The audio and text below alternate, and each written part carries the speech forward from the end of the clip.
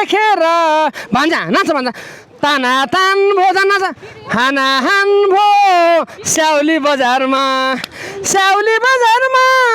ताना तान भो हाना हान भो तिमीलाई देखेर ताना तान भो हाना हान भो तिमीलाई देखेर राजु भान्जा एकचोटि म है यहाँबाट रन्केर गएको थिएँ है कसम यो पुल पहिला सानो थियो ब्रेकै नलाएर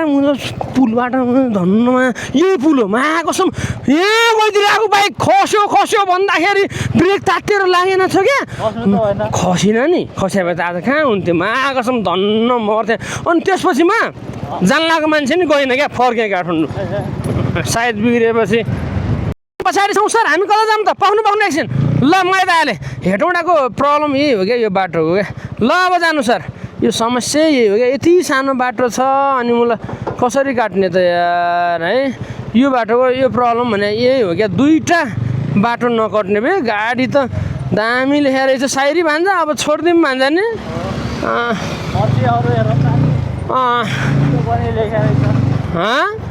गाडी सबैकोमा लेखेर रहेछ म्याक्सिमम ए जान्न फर्केर नजाउँ है भान्जा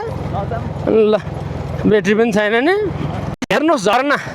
हामी 4 घन्टा हिँडेर यही झरना हेर्न आयो भान्जा यहाँ त जुका पनि लाग्छ नि फेरि यहाँ त एकचोटि मेरो ठाउँमै टोकिदिएर जुकाले म 4 दिनसम्म मैले पिसाब फेर्न नसकेँ नि मैले कहाँबाट घुसेछु स्कीमा लैजडी अनि